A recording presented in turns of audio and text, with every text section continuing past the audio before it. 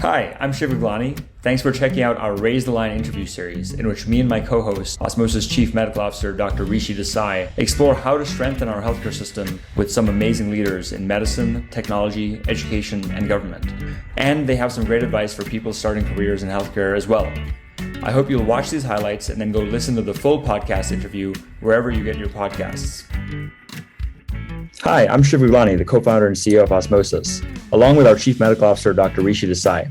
Today, we have a very special episode of Raise the Line. I'm delighted to welcome Jan Herzhoff, who's the President of Health Markets, and Elizabeth Munn, who's the Managing Director of Global Medical Education at Elsevier, which is the publisher of over 2,500 digital journals, including The Lancet and Cell, and many important reference works, including ones that Ryan and I used when we were medical students at Johns Hopkins, such as Gray's Anatomy, Netters, and Robbins Pathology. Many of our audience obviously use these as well. In addition, they have a whole portfolio of amazing companies like 3D4 Medical's Complete Anatomy, Shadow Health, and several others, including now Osmosis. So today is a very special episode because this is the first episode we're doing for Raise the Line as part of Elsevier. And you may have seen that announcement if you follow our YouTube channel or are a regular listener of the podcast. We're very excited about this. It's been a long time in the works. I first met Elsevier, folks at Elsevier 8 years ago when Ryan and I were just leaving Hopkins Med School to start Osmosis, and we moved to Philadelphia. And all the people I had met back then are still at the company and still growing and raving about working there. And so we could easily spend a lot of our time today reviewing the enormous impact that Elsevier has had in its 140-year history. And we'll be doing some of that. But we also want to talk about what this acquisition means and why we decided to join forces in the first place. Again, regular listeners of the podcast know that we used to have, a year ago, we had John Danaher, who was a former colleague of Jan and Elizabeth on the podcast. He was the president of Clinical Solutions, and now he's moved to Adtalem, which is also a client of Osmosis. So Jan and Elizabeth, thanks so much for taking the time to be with us today. Thank you, Shiv. Thanks for having us here. To echo Shiv, obviously we've gotten a chance to know you a little bit better over the past few months. It's been an absolute delight, but many of our audience haven't. And so maybe we can just start, Jan, with you, and then Elizabeth. Tell us a little bit more about yourself, what got you into Elsevier and what your role is there day to day. Sure, Rishi. Thank you. And again, so excited to be here and to welcome Osmosis to the Elsevier family.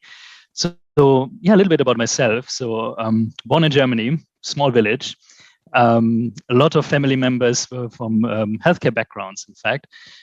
So I got an early exposure to it, and in fact founded with a school friend of mine then pretty early a startup in the healthcare space, and then spent my last 20 years in professional life in healthcare. Joined Elsevier 2012, and main reason is I'm very, very interested in research, super keen in information systems technology. So I'm also a PhD in that field. And it was, perfect fit. And, a lot of things have changed over the last 10 years. And it has been a great, great journey. Yeah, I started my life, one of my first jobs coming out of school was actually as a teacher. So I've always been interested in the education side of things. And then I wanted to move into publishing, and I happened across this medical publishing company. At the time, it was Harcourt, which was the Saunders imprint. I started to work there, and just really from the first moment fell in love with the kind of high quality product that we were creating, how well respected it was, interacting with all of these incredible authors, and really finding this mission, which has been really important to me. And I guess that's why I stuck around. And I'm still with Elsevier now, as it is many, many years later. But in particular, I've really enjoyed working on the education side. And I think it does stem from those first years teaching as well. I've always been passionate about learning and thinking about students and helping them. So it's a really nice way of combining both of those passions. it's very clear both of you are extremely humble, and it's obvious that Elsevier is very lucky to have the two of you working there. I'm curious, in addition to the background on Elsevier that Shiv just shared, are there things about the company that most folks may not know about? And in fact, I'll call one out for myself, the One Health concept that you've described very eloquently in the past. What are, things that resonate with you that people may not know about for the company? Yeah, I'm happy to go first. So when you ask people, the first thing they think about, obviously, publications, the big titles, both on the journals and the book side. But when I look at, especially in healthcare, what many people don't know is we really, have an incredible footprint in the healthcare sector, covering more than 9,000 hospital systems across the globe. A lot of medical institutions, medical schools, nursing schools. And it's really, from obviously always linked to the content that we have, but more and more advanced clinical decision support. So you would, for example, when you think about oncology, we support 24% of all of the clinical oncologists in the United States with the right pathways for their patients, as an example. And it's pretty cutting edge technology. Some of the things people might not realize. So there are a lot of really, really great things on that. And then, of course, the global footprint. We do a lot in localizations because we believe it's really important that medical professionals have the information, very quickly in hand, very, very customized, very localized. So I give you an example. So in Japan, we have our team there, for example, develops a lot of very cutting edge products for healthcare professionals, both in education and in hospitals, localizing what we have globally, but also inventing for the healthcare professionals there. So we do a lot of localizations because we believe it's really important to leverage the global insights, but also especially in healthcare, including the local guidelines, local insights, local language. And Elizabeth, before you start, I was going to comment on one thing. That stat about oncologists was really interesting because just today, right before we started this podcast, one of our longest supporters, the chief clinical officer at LifeBridge Health, which is one of the largest health systems in Maryland, his name's Dr. Dan Durand. He's a radiologist, and he sent me a message congratulating us on joining forces with Elsevier. And I actually didn't even know you guys have StatDX as part of the Elsevier portfolio. No, it's a great point. I mean, I've been with Elsevier now for over 20 years, and I'm still uncovering new opportunities and new people to meet. I mean, seriously, I had a meeting last week with our colleagues in the science division who want to set up an education program there. So that was really, every day, a new opportunity, absolutely.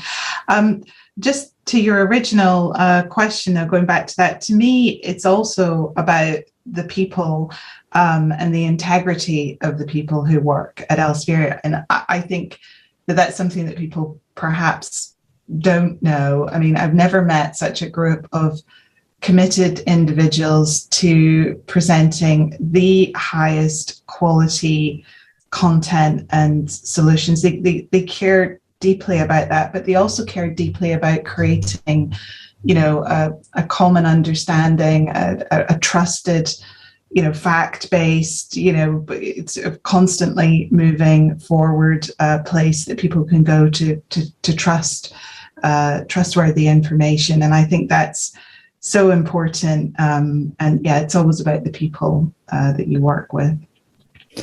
I love that. Go ahead, Rishi. You were going to say something?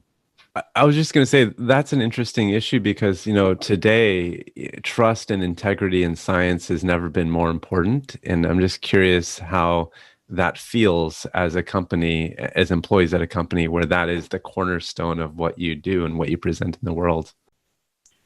Well, it's never felt more important, and it does make you feel very proud of the organization that you work for. And it's something we talk about a lot. It's obviously a very timely and topical issue.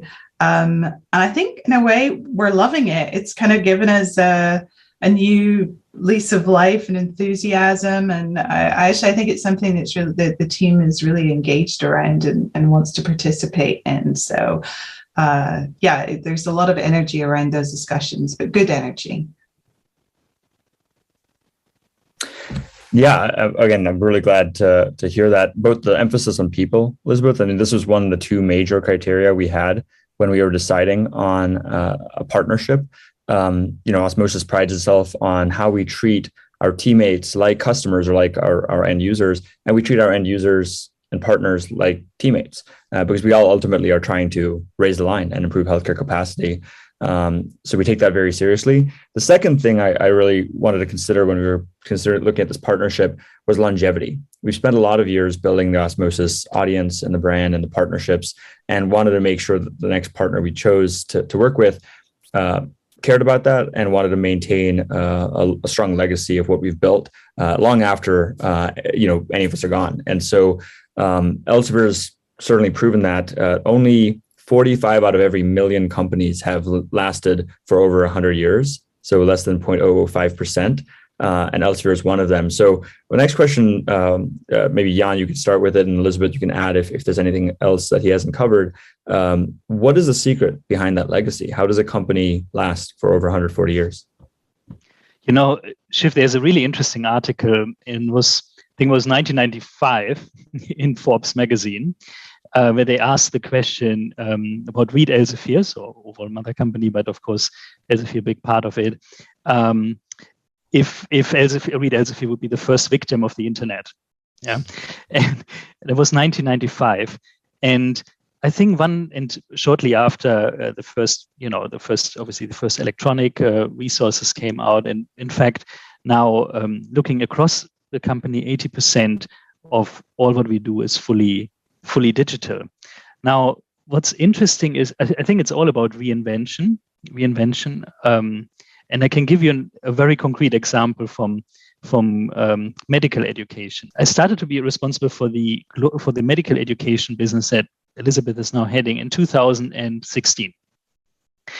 And when I looked at that time, we still had most of the tools that we provided to faculty and to students were really in book formats on the medical education side. We started to do first workshops with students, faculty at different universities. And I remember one was in Leicester University, 2016.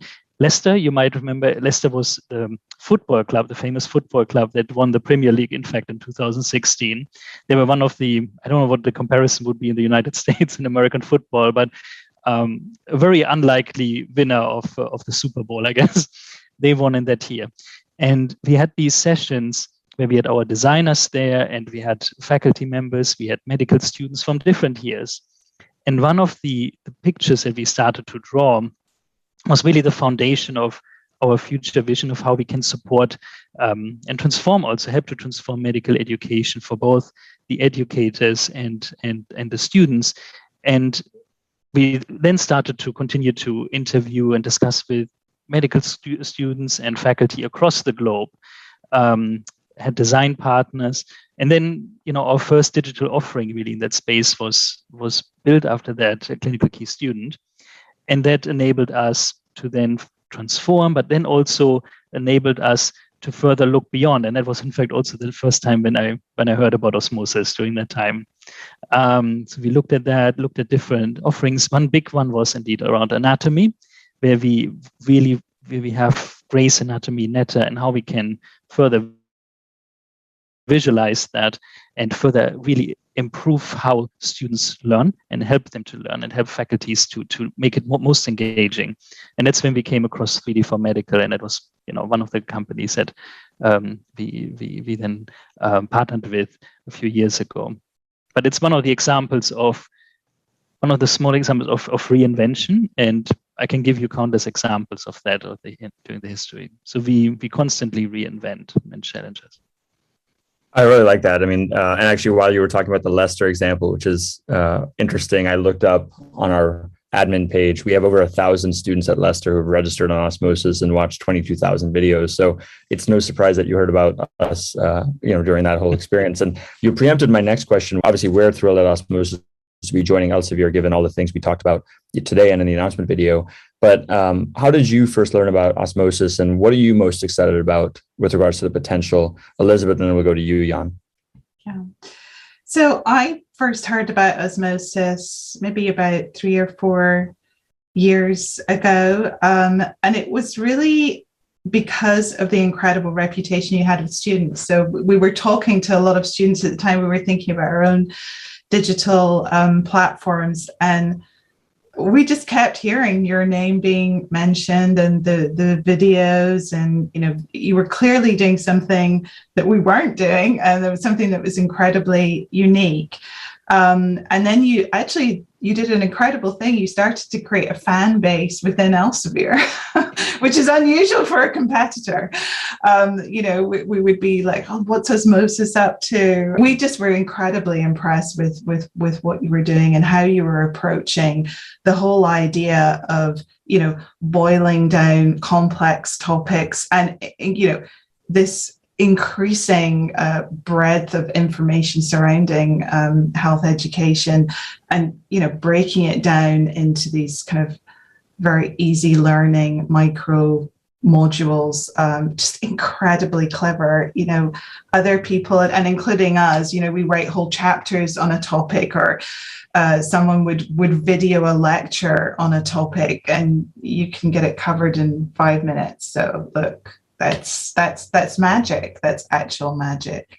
So we just think it's the best thing since sliced bread to now have you within the team.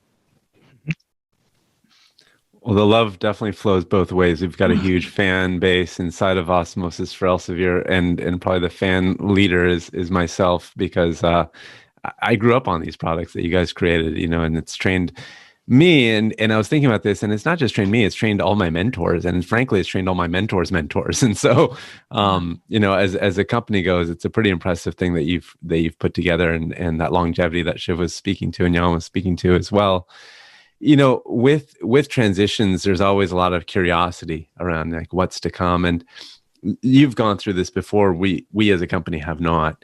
I just love to kind of understand, with 3D4 Medical and Shadow Health, what were some of those early wins that you all enjoyed when that kind of first came about? When we look at capabilities like what Osmosis has, and I mean, here to build up again on what Elizabeth said, one of the key capabilities is what you guys really mastered, is the brilliance of simplicity, and it's just incredible. And what 3D4 Medical has done is they created an incredible engaging tool to study anatomy in a way that it's not just changing from a normal model to a 3D model, but it's so much more, and with beautiful designs.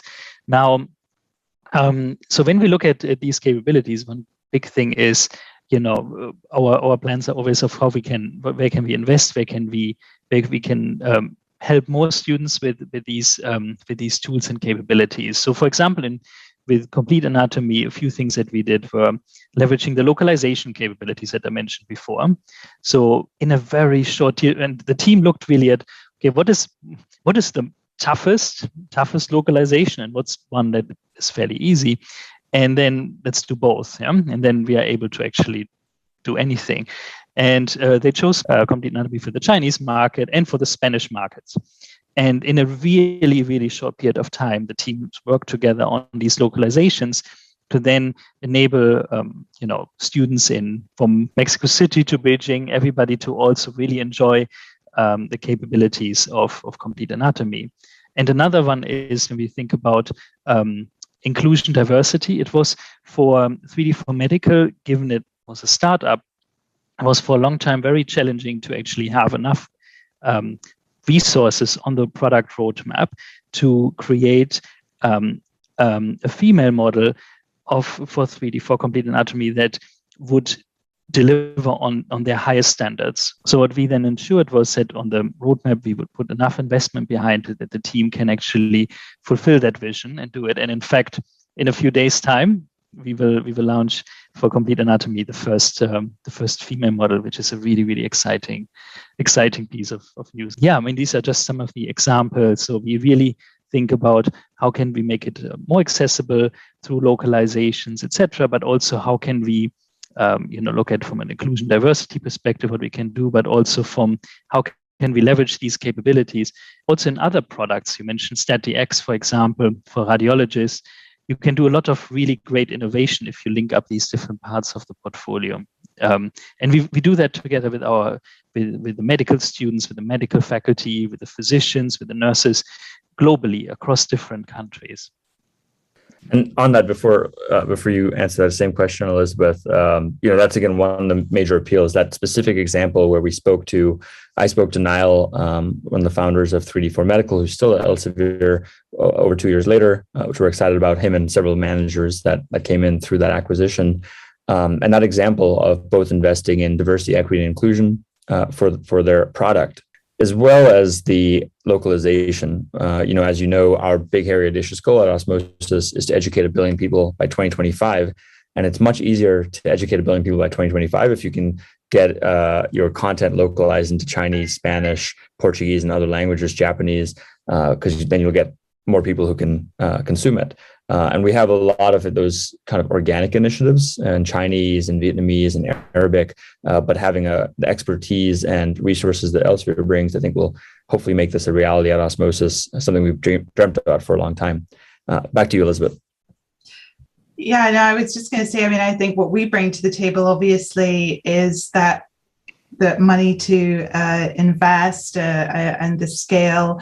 But we learned a lot from 3D4 Medical too. It was truly, we got as much out of it as they got from us. I think they've helped change our culture.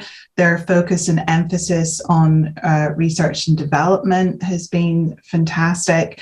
The way that they approach customer problems and think differently about customer problems, and just a genuinely incredibly nice and really creative bunch of people to work with. And I'm already getting that vibe from the Osmosis team as well. And those intangible things are often just as important. They add an energy to the group that really, it's kind of an X factor that spurs everyone else on to be more creative. And, and that dynamic is just incredibly important. And one of the things that we're working really hard on now is making sure that initial feeling is something that's so important for us to develop with Osmosis and Elsevier and 3D4 Medical as well. Totally. All of our interactions have reinforced that as well. So we're very thrilled about all of that. So, the reason we launched the Raiseline podcast during the heart of COVID was because we were seeing transformational shifts in healthcare, education, society, the economy in real time. It's one of those few moments that you live through and you're going to really remember for the rest of your life. And so, COVID overnight made institutions, medical schools, nursing schools go online, go digital. Osmosis certainly benefited from some of that, where we went from 40 schools at the beginning of 2020 to over 120 school partners in that 1 year, a 3x growth there. And we're able to serve many of these students and faculty. Similarly, hospitals have had to make major adjustments in their education, in their staffing, et cetera. How has COVID affected the work that Elsevier does and the global medical education team specifically? So maybe broadly, we'll start with you, Jan, and then go to the GME team with Elizabeth. Yeah, no, absolutely, Shiv. When you look back at now about 1.5 years ago, when COVID hit, the top priority was really how can we provide access, remote access, or any form of access to institutions, be it nursing schools in the United States who were, where the students were preparing for their final exams, or how we could set up, for example, our simulation offerings to support, because nursing students were not able to then really do their clinical hours. So there was a lot of focus on that. Also on the clinical side, we created resource centers for clinicians globally to access any type of research knowledge directly on these research centers, and they're in fact still very much live and constantly updated. But the thing was really about how can we, especially on the medical and nursing education side, provide immediately access to our applications, to the content. And I think Elizabeth, you can share much more in detail of what the team has done there. But it was a really challenging time. But we hope that we were able to support all these students, the faculty globally during this very challenging time. When I think back to those initial days of COVID, and we were struggling with working from home, and we could see how much students were being affected, but also the way that they were rising to the challenge as well and putting themselves out there in the front line. It's amazing when something like that happens, how incredibly simple life becomes in some ways as well. It was just like, well, there's not really a commercial imperative. There's not really a kind of any need to launch a new product or do a new marketing campaign. It's sort of, we just need to help and we need to get in there. And it was amazing how everybody in the team, that's what they decided. And it was just very simple. It wasn't about free trials. It wasn't about trying to push anything. It was like, we should just give this away. Like, they need to go to school with something, remotely. We've got something here that will help. So no strings attached. Let's just hand it out. And it was very popular with this. It had a great take up, but, it was also really great for us because it gave us a sense of purpose. And, we felt as if we were making a difference somehow. I mean, it was a very small difference in the big scheme of things, but we just wanted to help. We wanted to be there for our students. And actually it was an incredibly positive thing for us, and I hope it helped in some small way to keep the classrooms going for a while. Yeah, I mean, I've spoken to so many students and faculty who struggled, as you guys are describing, and I think you're saying it is a small thing, and I think for an individual who's struggling in that situation, it's a huge thing, right? And so I think that sense of feeling like you're part of something bigger and fighting a bigger battle. I mean, in no small way, humanity right now is struggling for survival. Many people have already died as we fight this scourge. And I'm curious to know, like, what you think are some other ways in which we might more generally, more broadly, we talk about flattening the curve, and I'd like to hear your answer on that, as well as raising the line of healthcare capacity. How do we both help to reduce, patient illiteracy and misinformation, disinformation, things like that on the patient side? And then also, how do we, as Elsevier, and I'm including myself and Shiv in this, of course, as well, how do we also help to increase healthcare capacity? It's now needed more than ever. Yeah, I think this is a great point, Rishi. When I look at so we have obviously access to a lot of medical information, and in fact, it's constant. I mean, before COVID, I think it took about 70 days every year to double medical knowledge. So it was already at that time incredible. And now, of course, with the whole, with a lot of focus on COVID and the research there, and then real world data as well that you can see constantly. Now we have the Omicron variant. There's so much information that it's also overwhelming. Plus, it's also very complex information. I remember at the beginning of the pandemic, in fact, I think, Elizabeth, it was like a month or just a few weeks in, the 3D4 Medical team launched a short video clip to explain, actually in a very accessible way to people. And in fact, we launched it also in China as well, in Chinese language as well at that time. But I think what you guys, again, that brilliance or mastery of simplicity can actually more and more help. And I think that's something else an area where we can give again something back to society on that, of how to help to indeed raise the line. Yeah, it's such a big question, and the sort of the hubris of thinking that we alone could do that. But I tell you, as Jan says, in partnership with Osmosis and the skills you have at conveying complex information and topics in really, kind of bite-sized, engaging, meaningful ways, I think that increases our ability to get our message across as well. And obviously we've got the reach, the passion, and these incredible trusted brands, which, there's still a lot of trust in many of the brands that we have. And I think combining that with your communication know-how and our systems and our trust, hopefully we can make a difference. Definitely inspiring to think about. And I know we're coming up in time and we don't want to take all your days, so we can go back to flattening the curve and raising the line through the work you do. So we had just two more questions. The first of which is, obviously the Osmosis audience primarily skews towards younger, early stage healthcare professional students, as well as patients and their family members, the caregivers. What advice would you give to them about meeting the challenges of the COVID pandemic and beyond as they begin their careers or just want to take care of the health of themselves and their family? And we'll start with you, Elizabeth.